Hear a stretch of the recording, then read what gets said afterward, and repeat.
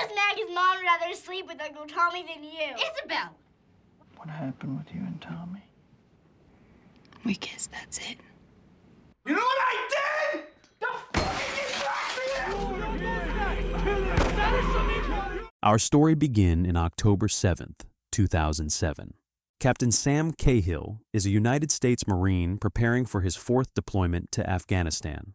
He's the golden son everything America wants its soldiers to be, married to his high school sweetheart, Grace. 2 beautiful daughters, Isabel and Maggie. A picture-perfect American family. Before he leaves, Sam does something that will haunt the entire film. He writes a farewell letter to Grace, not because he expects to die, but because soldiers do. He hands it to the major with a quiet hope. Hopefully you won't need to send this. Then he takes off his wedding ring. Grace puts it around her neck like a talisman, like a promise he'll come back. 5 days later, Sam is in Afghanistan, filming the desert landscape on his phone. I feel at home here. It almost feels like home. Those words will destroy him. Meanwhile, back home, Tommy Cahill is being released from prison. Armed bank robbery, criminal record, completely opposite of his perfect brother. Tattooed, angry, the family's disgrace. Sam picks him up from prison, and the tension is immediate. That evening, the family gathers for dinner, supposed to be a celebration. But their father, Hank, a Vietnam veteran, turns it toxic. He starts comparing the brothers. Your brother's a hero. He glorifies Sam. He crushes Tommy, reminding Tommy of his failures, his crimes, his worthlessness. Why don't you try mimicking your brother, huh, for a change? Tommy finally explodes. You filled his head with military garbage. You made him think this was the only way to be a man. That's why he's going to die. Hank storms out. The family is fractured before Sam even leaves for war. That night, Grace and Sam are alone. He tells her, "If anything happens to me, you have to take care of the girls." She responds, "Nothing's going to happen. You're coming back." But they both know the truth. The next morning, Tommy tells Sam quietly, "Be careful out there, little brother." It's the last real conversation they'll have for a long time. Sam's helicopter is flying over Afghanistan. Everything is routine. Then it gets shot down.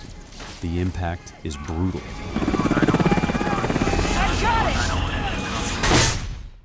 Sam and a young soldier named Joe Willis survive the crash. But they're surrounded by Taliban fighters. They are captured immediately. Back home, Grace is taking a bath when the doorbell rings. 2 Marines in dress uniforms. Before they even speak, she knows. A mother knows. Captain Sam Cahill has been killed in action. The world stops. Grace refuses to accept it. She calls his phone obsessively, leaving messages. "Sam, please call me back. Please. I love you. The girls need you. Please call back." But he never answers. She watches old home videos on repeat, looking for any sign that he's coming back. Tommy is at a bar, completely drunk, when he gets the news. When Grace tells him, You look at me with this pissed off look. Sam's dead. he yells, "Why did you let him go? Why did you let him go to Afghanistan?" Why'd you let him go over there, Grace? Tommy. But there's no answer to that question. At the military funeral, Grace receives Sam's goodbye letter. She can't open it. The girls don't understand death yet. They refuse to wear black dresses because black is sad. Hank is drunk and angry. He tries to drive home intoxicated. Tommy stops him, takes his keys, and tells him, "You weren't a good father. You weren't a good husband. And you filled Sam's head with military garbage that got him killed." Well, he put all that shit in his head? Hank walks home in silence, accepting the truth for the first time. Grace leaves the cemetery, holding an unopened letter, Sam's final words she's not ready to read. In Afghanistan, Sam and Joe are thrown into a zindan, an underground prison, dark, cold, suffocating. Sam immediately tells Joe, don't say anything. Not your name, not your rank. Say nothing. You give them nothing. You give them nothing, Private. But the Taliban don't care about resistance. They starve them. They beat them. They interrogate them daily. One day, they bring an Afghan man, force him to kneel. He used a satellite phone to call his pregnant wife. I use a satellite phone to call my wife. For that single act, he's executed in front of them, a bullet through the head. Welcome, the Taliban leader says coldly. The message is clear: obedience or death. Weeks pass. Joe is breaking mentally. The torture, the isolation, the fear. He accuses Sam, you saved me just so I could suffer in hell. You should have let me die. I should have drowned in that lake. We'd both be better off dead. Sam keeps telling him, we'll get out of here. We have to believe we'll get out. But even Sam doesn't believe it anymore. Back home, something unexpected happens. Tommy Cahill, the criminal, the drunk, the failure starts becoming the man of the house. One night, Grace has to pick him up drunk from a bar at 3 a.m. He wakes up on her couch and sees something he's never really looked at before. Grace is breaking under the weight of everything. He decides to help. He and some friends completely renovate her kitchen. New counters, new cabinets, everything. When Grace comes home and sees it, she cries. It's not just a kitchen. It's proof that someone cares. It's proof that Tommy is trying to be useful. The girls love it. They involve him in the project. He becomes a stable, loving presence in their lives. Tommy does something remarkable. He tracks down the bank teller he once held at gunpoint years ago. He apologizes to her face. She tells him, I didn't sleep properly for 3 years. I lived in terror you would come back and hurt me. Tommy sits with that guilt. He accepts it completely. Grace sees this apology and looks at Tommy with pride for the first time. He takes the girls ice skating. Isabel admits she hates being compared to her sister. Everybody loves Maggie. Tommy understands immediately he's lived his whole life being compared to Sam. He tells her a story about Sam saving him from drowning. It's a memory of his brother being good, but also it's Tommy showing Isabel he understands her pain. Except you yourself, Isabel. And everybody loves you. One night, Tommy and Grace are alone in the renovated kitchen, smoking cigarettes, talking about the past. Grace admits, I never liked you in high school. You were always drunk, always fighting. I just didn't like you. Tommy nods. He knows this about himself. But now he's different.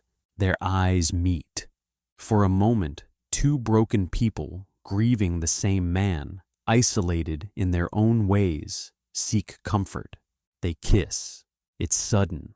It's impulsive. It's charged with grief and loneliness. But the moment Grace pulls away, panic floods her face. I can't do this. Tommy, in tears, understands. They've crossed a line they shouldn't have crossed. Crucially, they do not sleep together. One kiss, that's all. But that single kiss will become the catalyst for everything that follows, because Sam is still alive. Back in the Zindan, Joe is being tortured more violently. Tortured with a hot iron. He screams. He breaks.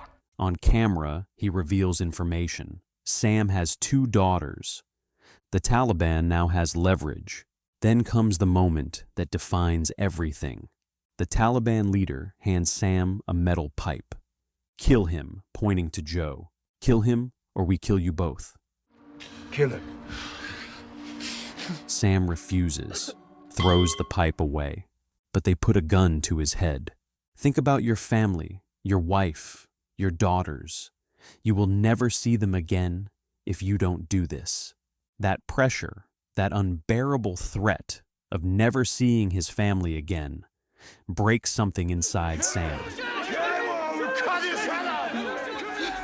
Joe, tortured beyond recognition, begs him, please, just end it.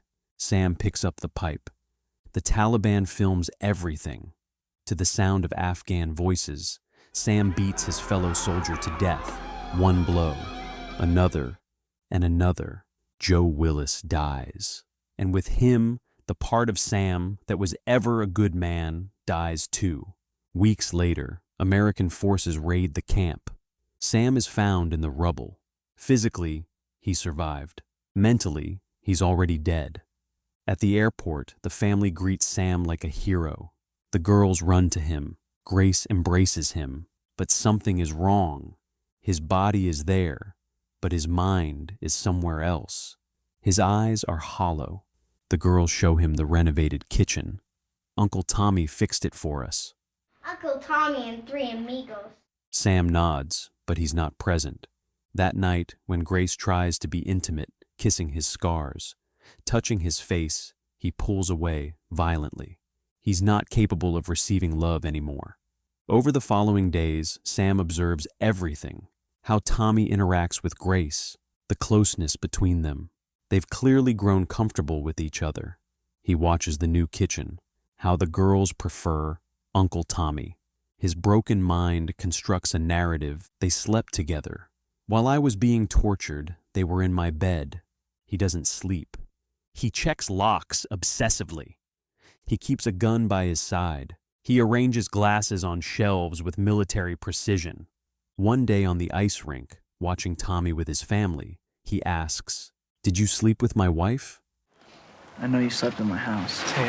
Sam. Hey. Tommy is stunned. "What? No, we thought you were dead, Sam." But Sam doesn't believe him.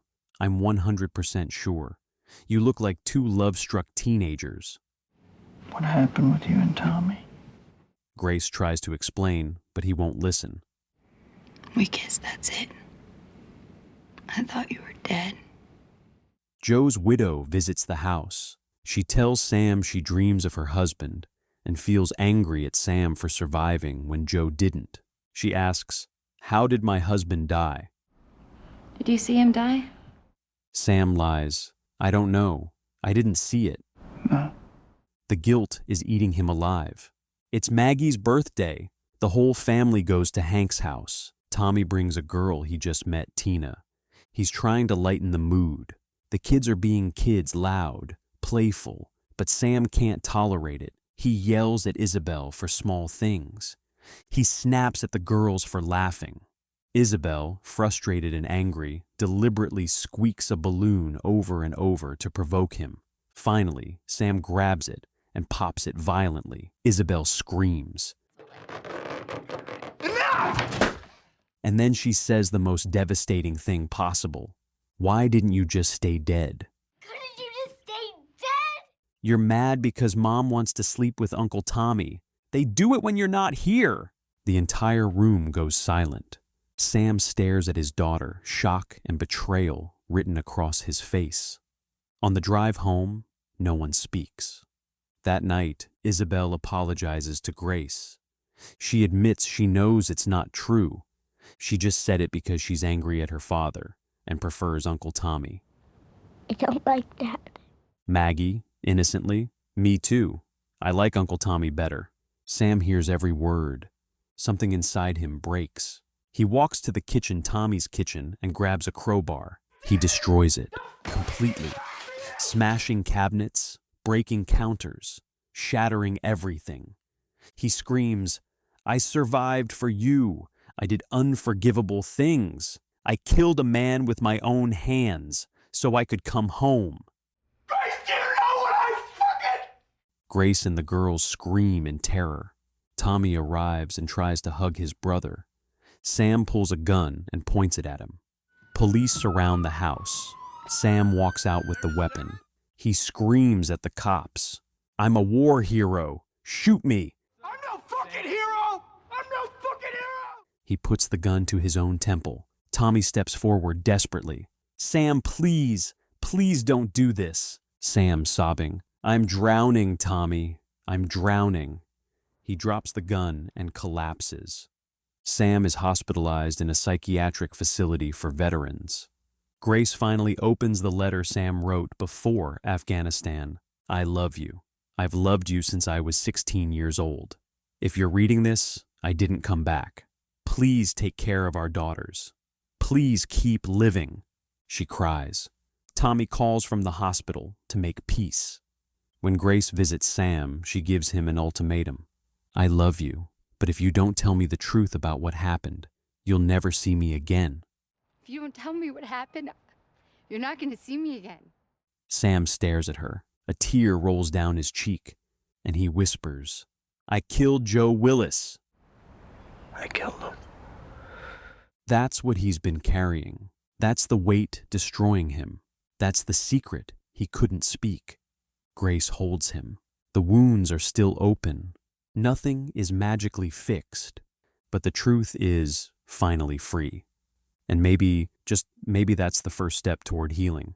Brothers is not a war movie. It's about the invisible scars of war, about guilt, about how trauma can poison the people we love most. At the beginning, Sam is the golden son. Tommy is the failure. At the end, Tommy is the one strong enough to hold everyone up. Sam is broken beyond recognition. The cruelest part? No one was trying to hurt anyone. Grace wasn't betraying Sam. Tommy wasn't replacing Sam. Sam wasn't trying to hurt his family. They were all just trying to survive. And surviving destroyed them. If you enjoyed this recap, don't forget to like the video and subscribe to the channel for more incredible stories.